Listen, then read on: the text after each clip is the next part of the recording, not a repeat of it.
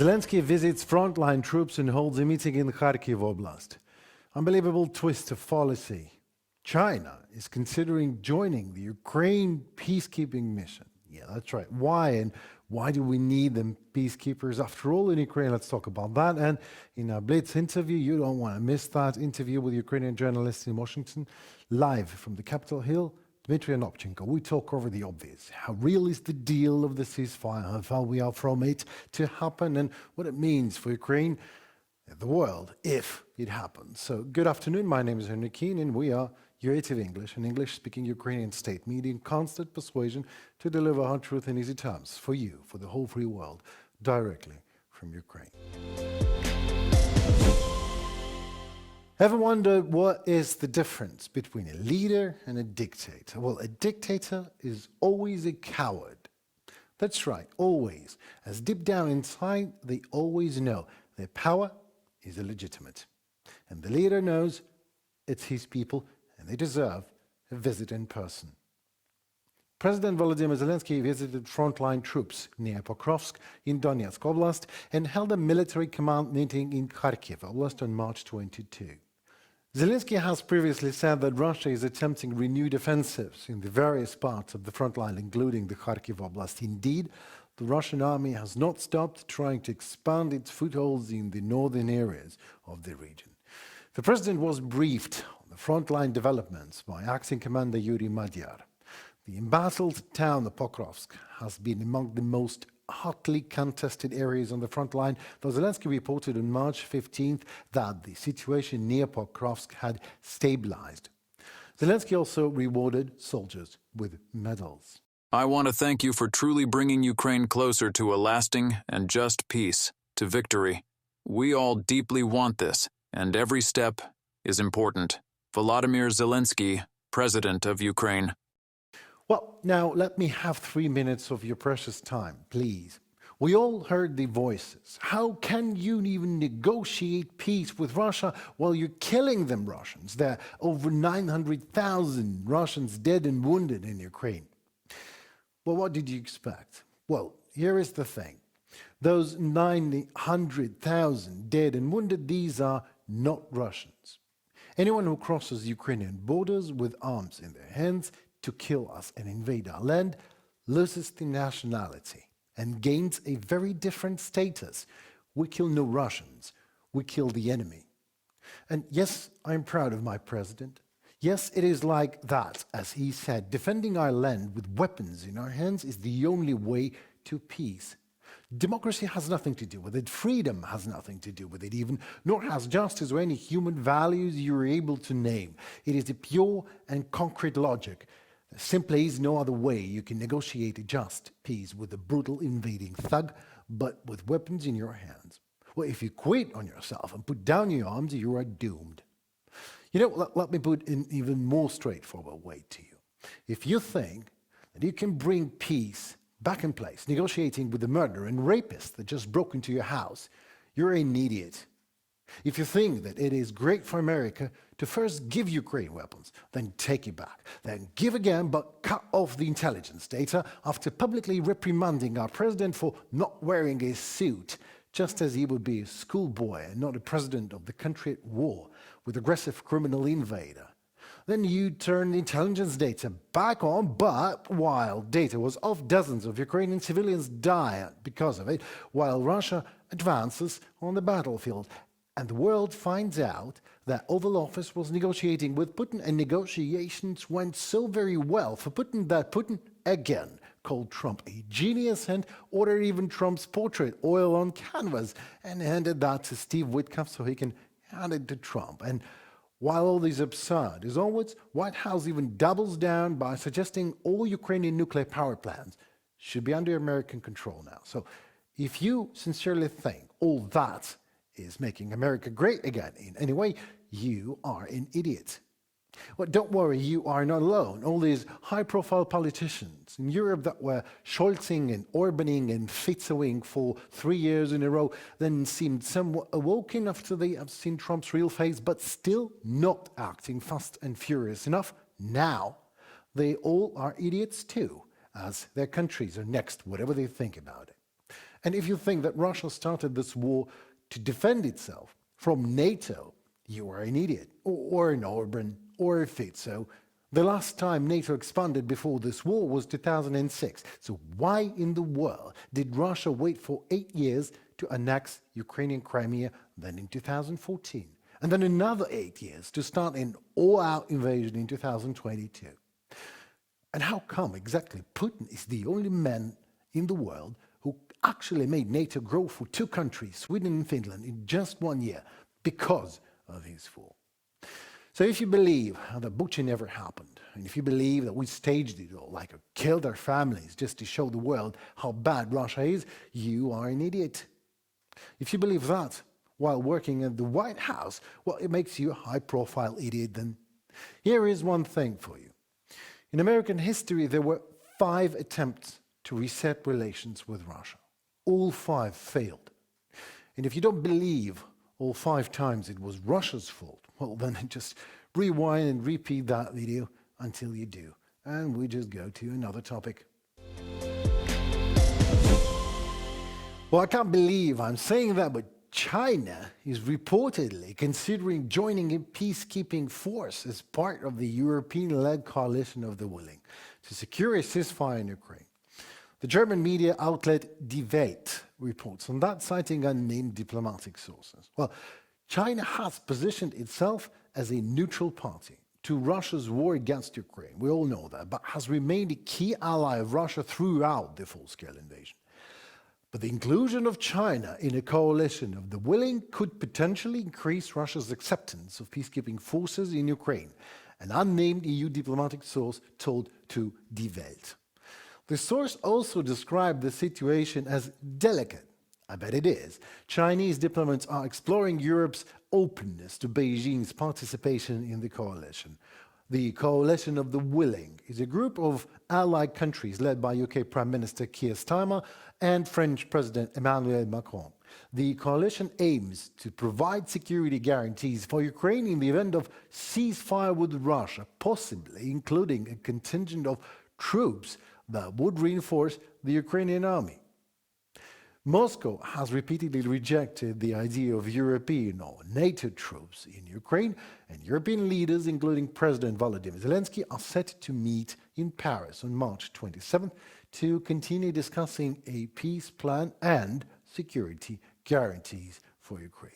Leaders of the coalition have not shared any details of China's potential involvement in the process, but Chinese officials on March 18 signaled Beijing's willingness to take part in Ukraine post-war reconstruction. So, Russia's main economic partner in recent years has been, yeah, you guessed it right, China, because of, you guessed it right again, due Western sanctions.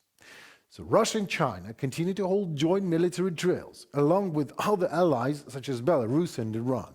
China partook in a military drill with Russia and Iran on March 11th in the Gulf of Oman. And now China wants peacekeeping forces in Ukraine. But what can I say here? Some truth is even too hard for me and for us at UATV English to be put in easy terms. We just wait and see and keep you posted, of course. And while we wait, I offer you an opportunity to see why we need those peacekeepers and how exactly Russia sees a ceasefire in Ukraine. Tonight, Russia launched a drone attack against Kyiv, striking multiple residential buildings and killing at least 3 people, including a 5-year-old girl and her father, authorities report, on March 23rd. 10 other people were injured, including an 11-month-old child, according to Kyiv City Military Administration. Emergency crews had extinguished all the fires by the morning. A series of explosions rocked the capital of Ukraine throughout the night, as air defense units remained active in the city, according to Kyiv Independent journalists who were on the ground at the time. Initially, 2 people were reported dead, but then number increased after rescuers discovered the body of a 5-year-old child while clearing rubble in the Holosivsky district, said the Kyiv City Military Administration. And earlier, the body of her father was found in the same location. Today, the Russians are once again demonstrating their desire for peace, so to say. Timur Tkachenko, head of the Kiev City Military Administration, says, but in reality, he also has terrorists simply launching deadly weapons at residential buildings and civilians. Russian Senator Grigory Karasin, who will lead Moscow's delegation to Riyadh, told local Zvezda TV channel and he and FSB advisor Sergei Beseda would enter the negotiations with, I quote them, combative and constructive, end of quote, approach, whatever that means. Comrade Beseda did not specify what kind of progress Russia hopes to achieve, but I can do that for Comrade Beseda. Or you know what? I have a better idea. How about if someone from the White House does the job for me instead?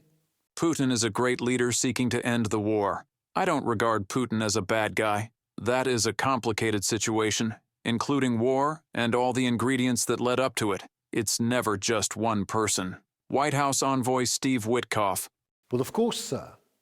It is Putin, Trump, you, and anyone else in the world who thinks that invading Ukraine, burning and stealing our land, murdering our people, raping our women, and abducting our children, then forcing us to capitulate to Putin is a just peace.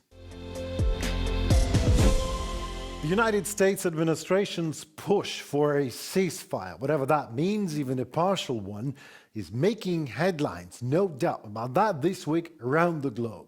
But what exactly is the Trump's White House planning? And how is this being received there in Washington?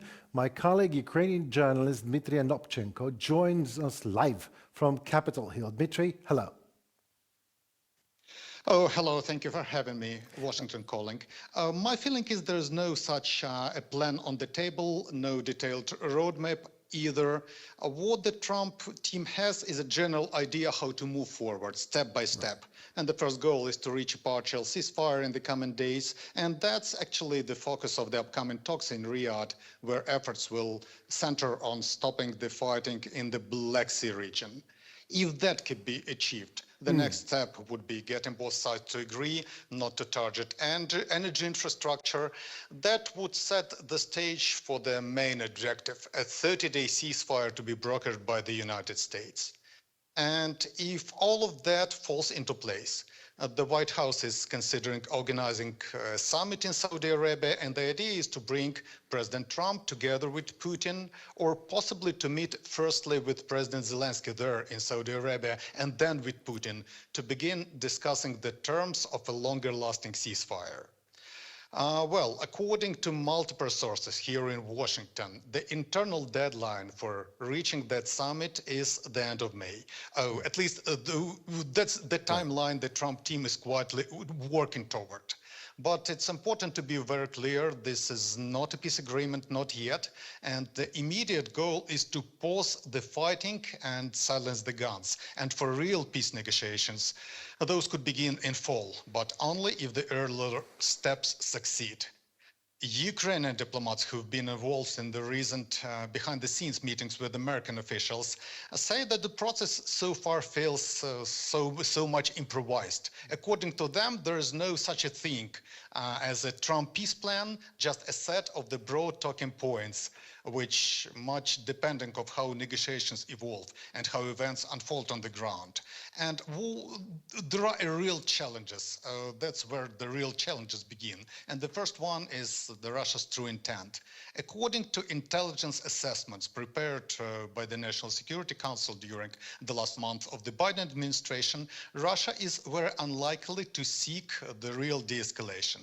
Instead, they may try to use the talks to break the diplomatic isolation and regain leverage on the global stage. And the second concern is the fragility. Even if a 30-day ceasefire is agreed to, there is no guarantee it will hold. And if it collapses, the US officials worry that Russia could accuse Ukraine of breaking the terms, turning the diplomatic tables and shifting blame.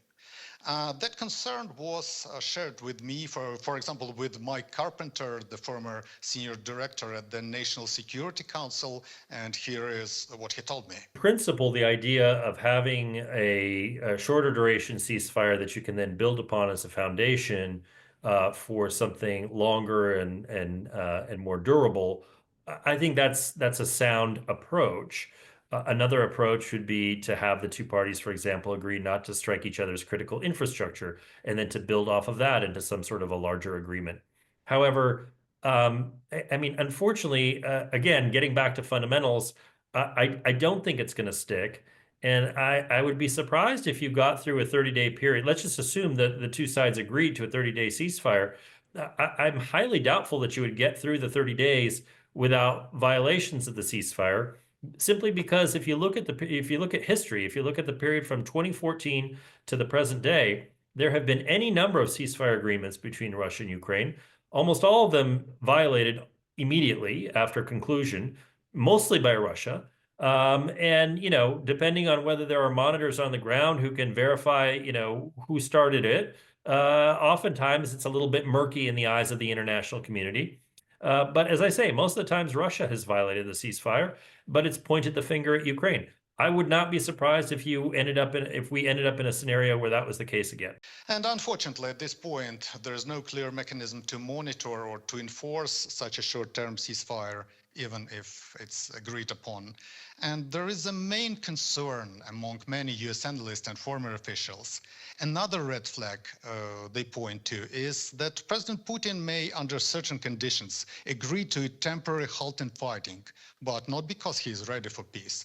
Instead, the concern is that he could use a ceasefire as a tool to secure a summit, to break through diplomatic isolation, to stand next to Trump in front of cameras, to send a message to the world that, okay, Russia is back at the table, but that doesn't mean he's ready to go further.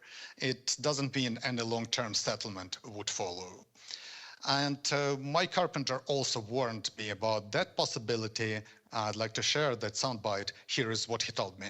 No, I think that's the central thrust of why Russia is approaching negotiations with the Trump administration with a positive frame. I think the leadership in the Kremlin would like nothing more than to break the diplomatic isolation, to be seen as trying to negotiate a resolution to the war. Many countries in the global south especially will welcome this. They have been pushing for a diplomatic resolution for some time, irrespective of what that resolution entails and whether it involves undermining Ukraine's sovereignty or territorial integrity. A lot of countries around the world have simply wanted the war to end, period, no matter what the terms. And so I think for Putin and for the Kremlin, I think this is something that they very much want, to be seen as trying to resolve this, even as they continue to fight and to apply leverage against Ukraine and continue to make maximalist demands. I think that's the bottom line here. Those maximalist demands are not going to be conceded. They're not going to be watered down in any way. I think they're going to be fundamental to the Russian position at the negotiating table going forward, at least for the foreseeable future. You know, just wanted to share, I recently spoke with Professor Stant, who for many years served as a national intelligence officer on Russia. And something she said really stayed with me. She pointed on that in modern American history, there have been already 4 major attempts to reset relations with Russia, and every one of them, failed. So what we are seeing right now may be the 5th, and the danger is that this time the stakes are much higher, and the cost of getting it wrong could be far too great. Kiev, back to you. Right, well, Dmitry, thank you so very much for your detailed view and for your answer. Indeed, very interesting position. As far as I understand, just last very quick question. There is no plan yet, that I understand. But it very much seems, to me at least, that President Trump just wants peace in Ukraine on whatever the terms for Ukraine are, even if that is a de facto capitulation to Putin. Would you agree to that? If I say that, would you agree to me? Well, I don't have my own opinion. I may base my opinion on what I heard from the American experts, from the former officials. Absolutely. Lovely. I'm just a reporter, so it's not my function, and it's not my role to make an opinions or to make a statements. What Right. what I can do, I can share with you what I heard Please. from the people who work it in the Pentagon, who work it in the National Security Council during the Biden term, and their opinion, their honest belief that Trump really won this peace. He Right. want to be a peacemaker. He want to be a Nobel Prize winner. He want to make a fast deal. He Right. believe he is a great, deal maker. Right, sure. I mean, of course, you are a reporter, no doubt about that. But my feeling is that I'm also basing my background here, right, trying to form an opinion for my audience. Because nobody I know, I tell you more, than being in Munich on a security conference, I've been talking to people, and everyone I know says that President Trump is a man of impulse, and that there is no plan, and then there will be no plan. But President Trump just can't afford for Ukraine to have a weak hand on the negotiations, because then his image just of a strong man and a strong leader of a mighty country, of someone who is trying to make America great again, just falls apart. Let me give you another argument. My feeling, and I'm really sure that every negotiations, every talks, it's a two-way highway. Right. So if we got Ukraine today in Riyadh, if we got Russians tomorrow, it's always a possibility to tell about the red lines Ukraine has. It's always a possibility to tell that, okay, we will not go for something, we will not agree for something. So it is what diplomacy is. All right, well, anyway, again, thank you so very much for the absolutely stunning view from inside, from the Capitol Hill. Dmitry Anopchenko, my dear colleague in Washington, thank you so very much. We definitely need to do that again. I have a lot of questions. Thank you so very much, Dmitry. It was a pleasure, and hope to do it again. Thank you. It was terrible. I heard myself in the earphone. All right. Well, anyway, I mean, the main thing is done. We've done the interview, and it was absolutely stunning and very lively, I think, also. No one know about those small technical glitches. Right, Wow, I mean, we are at times of war, so a Russian missile just obliterated our office. So there's no problem with sound at all. Finally, we've done our job. And again, thank you for your time and expertise. It means a lot to us. Thanks very much. Thank you. Goodbye. Well, that was it for the week. My name is Nikin, and we are UATV English, an English-speaking Ukrainian state media in a constant persuasion to deliver hard truth in easy terms. We do that every day for the whole free world directly from Ukraine. Please like, share, and comment. Your voice matters. Indeed, it turns like it helps Ukrainian voice to be heard globally. So please stay safe, and see you next week. Goodbye.